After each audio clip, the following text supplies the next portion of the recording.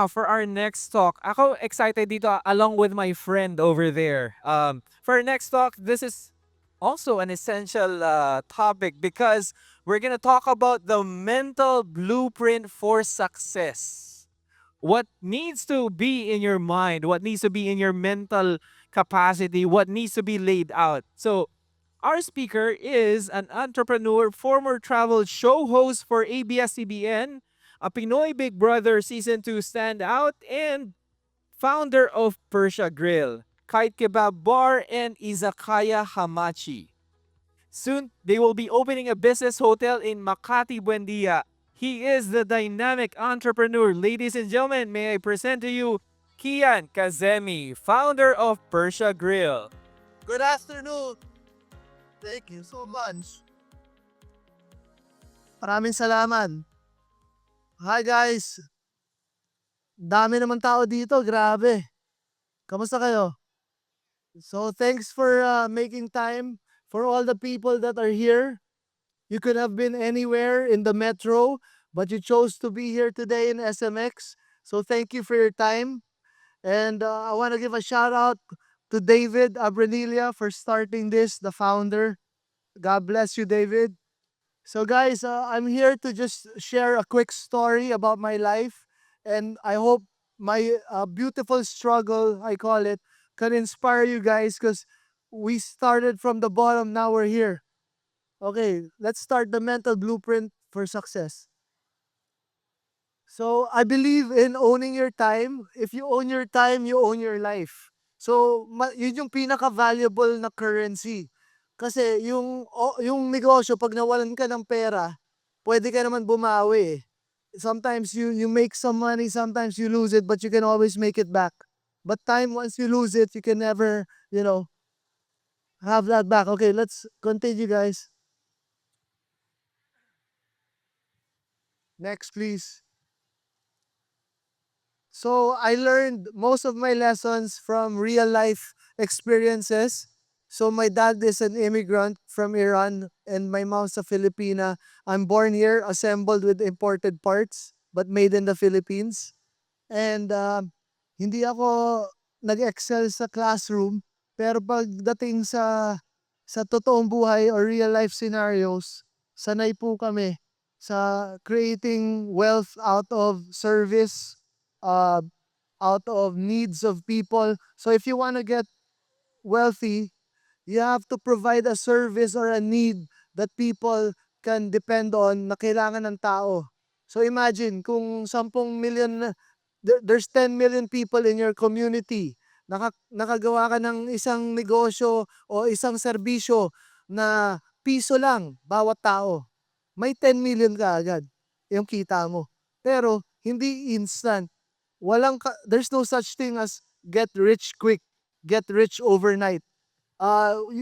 It's a daily thing. You create habits. So you start with your personal habits. Wake up at a certain time every morning. Put in the work your mind, work your body, like physical activities, sports. Para minsan kasi yung mental stress nakakapagod or minsan hindi natin nagagawa yung mga gusto natin dahil may anxiety tayo, pati ako, syempre nangyayari yan. Para mawala yung anxiety o yung pagkaba, kailangan natin maging active sa buhay and also, read up more on the things that we want to get into. Kung food business ba yan, construction, o kung ano man yung hilig nyo. So, I started actually uh, maybe 10 years ago doing selling sandwiches in school back in college. And then sinabihan lang ako ng friend ko, magbukas ka ng restaurant. Nagsimula ako after selling to them food, na-inspire sila na parang pare gawa ka. So binigyan nila akong idea. Kaya ako naging host sa mga maraming events dahil nagsimula ako dito sa Business Expo nung founder na si Mr. David Abrenilla. Now, thanks to Trixie, his wife, continuing the legacy. Maraming salamat, Trixie. So, nabigyan ako ng oportunidad na mag-talk sa mga schools, universities, pero ang battleground ko po dito nung yung unang-unang business expo sa Mega Mall. Next please. Naku, sino ba 'to? Maling picture. Eto pa yung sumali akong Big Brother, stereotype ginawa kong ano, genie and, yung sumali po akong Big Brother yung kwento diyan, ah, nagko-commercial ako dati para lang kumita ng extra income sa school para makatulong sa parents ko. Hindi ayokong umasa kasi na humingi ng allowance. Gusto ko, I want to earn my own and help them out because I'm the eldest in the family. So habang nagsa-sideline ako sa commercials ganyan, sinabihan ako ng agent ko sa commercials, may special screening yung Pinoy Big Brother. Why don't you audition? So yung pina-audition ako, I was actually late to go to the audition sa ABS-CBN. And tumawag ako, "Sir Bernard, mali ako, sorry." Tapos sabi niya, "Anong oras na hindi ka na aabot? Huwag ka nang pumunta." Yun ang sabi sa akin. So ako, kung nakikinig ako sa mga tao, hindi ako buti na lang matigas yung ulo ko, hindi ako nakikinig, I don't take no for an answer. Yung nagpapunta sa akin, siya nagsabi, "Wag na ako pumunta." A regular person will listen. Ako, pasaway, hindi ako nakinig, sabi ko, "Bahala na." Minsan yung bahala na is a positive thing. Kunyari, malakas loob mo para gumawa ng negosyo pero hindi ka sigurado pero sasabihin mo, "Bahala na, tutuloy ko 'tong negosyo." You'll never know until you try it, eh. So that's what I did. I went there to ABS-CBN. Next slide please. Pagdating ko dun, tama sila. Sarado na nga, may sign, "Auditions are over." Kumatok po ako sa pintuan, nagbukas yung babae, medyo masungit na kasi marami na buong araw na sila dun. Anong kailangan mo?" Sabi ko, "Ma'am ito, dala ko yung requirements, birth certificate, yung mga requirements para sa Pinoy Big Brother Season 2." Tas sabi niya, "Hindi ka ba marunong magbasa? Sarado na kami." Medyo nainis na siya, kasi pagod na. So ako, puwedeng tinanggap ko yun at umalis na ako, pero ang ginawa ko, nag-try ulit ako. Linagay ko yung paa ko sa pintuan, pagsara niya, "Ma'am, ma'am." So it bought me enough time to again ask, "Please, give me a chance." So by that split second, true story, by that extra time na hiningi ko, dumaan yung manager niya sa likod. "Anong kaguluhan yan?" Sabi. "Sir, ito kasi gusto mag-audition." Sabi ko, "Tapos na." "Sir, please give me a chance." So by asking again, that manager, he gave the command decision to the subordinate, "Papasukin mo na yan." And pag sabi niyang papasukin mo na yan, sabi ko, "Sir, I'll never forget you when I get this job." May confidence ako sa sarili ko na makukuha ko yung trabaho kasi trabaho yun, eh. Yun na, tuloy-tuloy na, nakuha na ako ng Pinoy Big Brother, nag-travel show host ako. I traveled around the Philippines and in Southeast Asia for free with sweldo pa. Sa one of the best days of my life. Next slide please. So, naging cover ako ng magazine, nagka-billboard ako sa Guadalupe. I'm sharing this with you para patunayan na I believe in the law of attraction. So kung nakikita nyo sa utak nyo, if you can see it in your mind, then you're gonna hold it in your hand one day. Pero pag may doubt, pag may, "Ay, baka hindi." Pag may doubt sa utak nyo, hindi matutuloy yun.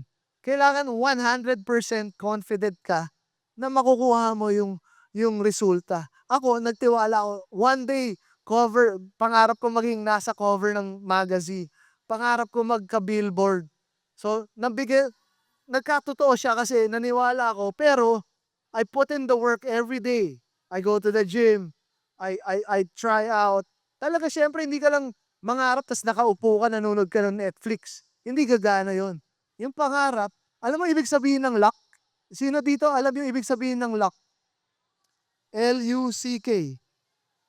Luck is when opportunity meets preparation. Kung nag-prepare ka at may oportunidad, handa ka magampanan at mag-excel kasi nag-practice ka. Kumbaga, yung mga greatness ni Michael Jordan, ni Kobe, sabi nila, "Ba't ako matatakot? Prinactice ko yan, araw-araw. Kaya hindi ako ninenervyos. Pag game time, parang practice ko lang yan. Pasok. So, ganun din po yung buhay. Kami po, naranasan ko maging, alam mo yun, from the ground zero. Nagko-commute, na pinapasukan ng baha yung bahay. Talagang hard knock life. Na-try ko na po lahat yan. Kaya nakita ko na lahat ng trials and tribulations sa buhay. So, yun po yung motivation ko na pag nakaangat tayo ng konti, makatulong tayo sa kapwa. Paano natin matutulungan yung kapwa pag pareho tayo nasa sahig? Dapat bumangon muna tayo. Tulungan muna natin sarili natin bago tayo makatulong ng kapwa. Next, please. Guys, ito signal ko Next. Yan. So, marami po kaming iba-ibang concept.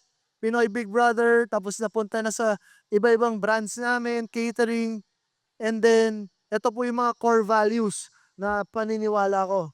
Own your time, own your life. So, pag hawak mo yung oras mo, hindi ibig sabihin, mas wala kang ginagawa, mas maraming relax. Baliktad. Pag may negosyo, mas maraming trabaho. Kahit sa pagtulog, pinagsasabihan ako ng asawa ko, nag-iisip ka na naman ng sa trabaho sa negosyo. Walang tigil po ito po yung processor, AI processor natin. Kung kayo computer, ako yung utak ko yung walang tigil. Nag-iisip anong gagawin ko bukas, anong strategy, ganyan. So next. Eto, maganda to guys. Good debt versus bad debt. Sa Tagalog, magandang utang at hindi magandang utang. So, example po niyan is pag bibili po tayo ng bahay at magungutang tayo sa bangko, mortgage, to pay for the house, pero tayo yung titira sa bahay, wala pong income na papasok. So, ang mangyayari, babayaran lang natin yung mortgage natin sa bank. Pero kung humiram tayo ng pera sa bangko, tapos yung kalahati ng bahay, ginawa natin paupahan, at yung kalahati ng bahay, doon tayo nakatira, self-liquidating po siya. Ibig sabihin, yung income ng renta, yun yung nagbabayad sa bangko, so good debt yun. May pumapasok, hindi puro labas. Next. Kailangan magtiwala tayo sa goals natin at vision. At ang suggestion ko sa inyo, gumawa kayo ng vision board sa bahay or notebook, dream notes. Isulat niyo yung pangarap niyo, detalyado, anong gusto niyo mangyari. Example, I want to live until 100 years old, but I want my knees to work properly. I want to be healthy. I don't want to live to 100, naka-wheelchair naman ako. Gusto ko active ako, functional ako, kaya ko sarili ko hanggang 100 years old. Gusto ko yung business ko, gantong income every month. Isulat mo, parang nakikita mo na talaga, detalyado.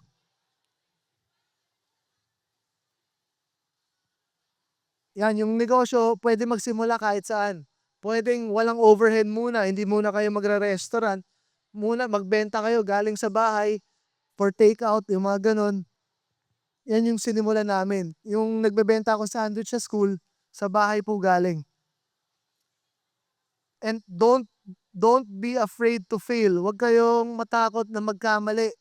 Huwag niyo lang ulitin yung pagkakamali na 2 beses. Ha? Yun lang importante.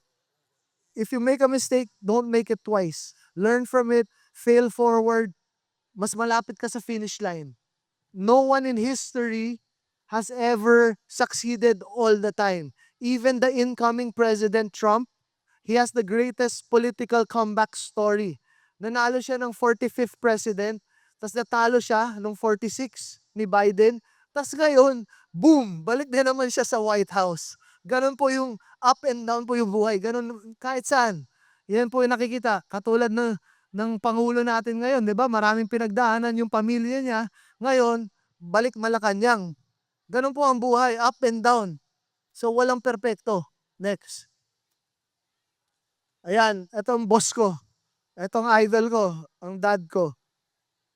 Pumunta dito, dala yung isang suitcase, galing ibang bansa, hindi marunong mag-Tagalog, hindi marunong mag-English, ngayon marunong na. Walang kamag-anak dito. Pumunta dito, lakas loob. Nag-aaral ng dentistry sa CEU. Pangarap niya, sabi niya ako, hindi ako taga dito. gusto kong gumawa ng building para legacy project. Ang makikinabang niyan mga apo ko na. Kayo, papasa ko sa inyo. Pero tayo mawawala dito sa mundo, pero yung mga nagawa natin mananatili at ang makikinabang ang mga kapamilya natin, yung great grandkids or grandkids. So ito, nagsimula to sa vision board. Binigyan namin siya ng vision board. Yung print ko lang nung birthday niya, free-name namin. After 4 years, nasimulan niya with guts and a little money. Konti lang yung budget niya. Bahala na, sabi niya. Good, positive ba? Ngayon po, magbubukas na kami first quarter next year, 40 rooms. Hotel, business hotel affordable sa Buendia, Makati. Next. Yan po yung pangalan ng project. Ayan po yung, actually, lumang picture na to. Patapos na siya. Pag dumaan kayo sa may cash and carry, makikita niyo po siya sa tapat. Nakatayo na, konti na lang. Konting mga, basta first quarter next year, open na for public. Next please. Ito yung isang vision board namin. Hindi pa po to nagsisimula, pero mangyayari po to. May plano po kaming maggawa ng farm villa, destination restaurant and events venue sa Alfonso, Cavite. So pag nag-ready na yan, pwede kayo mag-check-in, pwede kayo mag-enjoy at saka affordable at gagawin namin lahat ng pagkain galing doon. Tapos iba-ibang technique na pagluto. Tapos pwede mag-relax nature style. Kalipayan yung pangalan. Ayan po yung pamilya namin. Bunsong anak ko, mami ko sa gitna, mga kapatid ko, asawa ko sa diyan.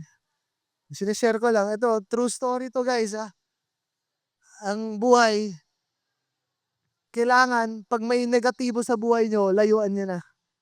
Kasi madadown kayo, mahahawa kayo.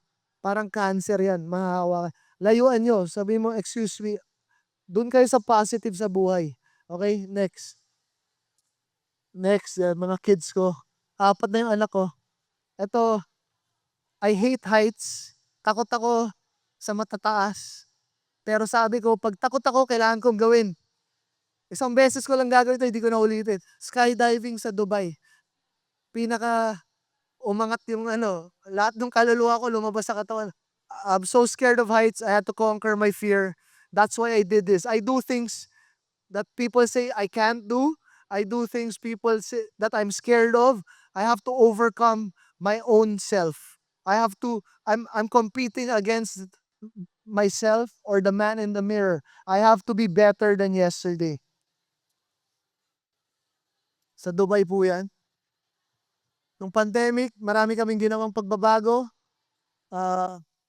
So, ito yung mga quotes na paborito ko. Pakibasa naman. Guys, okay, go. Sabay-sabay. Go. Isa pa, lakasan nyo naman. Ready, go.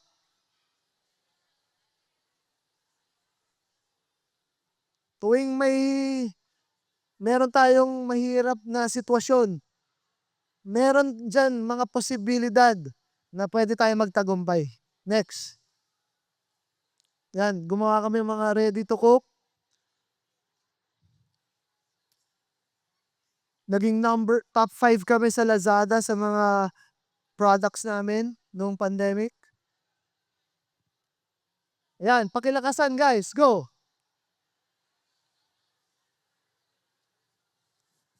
Okay, next. Sinishare ko yung mga paborito kong quotes. So yan, ongoing pa rin to kasi marami pa rin naghahanap ng pwede nilang lutuin sa bahay. So tuloy-tuloy pa rin to. Next. New concept. Maraming kaibigan ako nagsabi, Persian ka pare, masarap yung Persian girl, pero Japanese? Hindi ka naman Japanese. Paki-check nyo yung IG. Paki-follow nyo sa IG to, Izakaya Hamachi. Check nyo. Makita nyo kung gaano ka-successful at hindi ako nakinig sa kanila. Sabi nila, hindi ka makakagawa ng Japanese food. Hindi ka makakagawa niyan. Sabi sa akin, hindi kaya, hindi pwede. Ngayon, 1 year na kami at salamat sa Diyos, nagtagumpay po to. Naghanap kami ng pangalawang branch sa BGC sa Makati po to. We're doing very well, thanks be to God. Next. Na-feature po kami sa Tatler, yung Japanese restaurant, may secret diner, taga Tatler pala at it's an honor kasi namimili sila, hindi basta-basta pwede. Yung restaurant kahit sino, hindi pwede makapasok. Mahirap makapasok dyan. So, hindi namin kilala yung kung sino kumain. Okay guys, go! One more time. We are what we think. Although we are arises with our thoughts. So yan, positive thinking, ha? Up, next.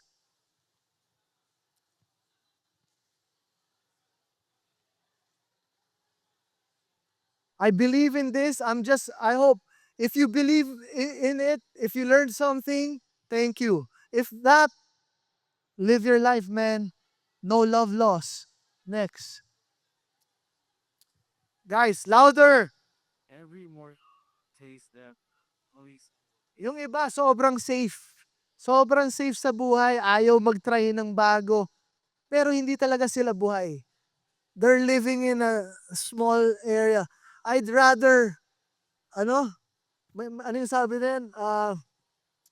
Ibig sabihin nito kasi, yung mga matapang, talagang buhay na buhay sila.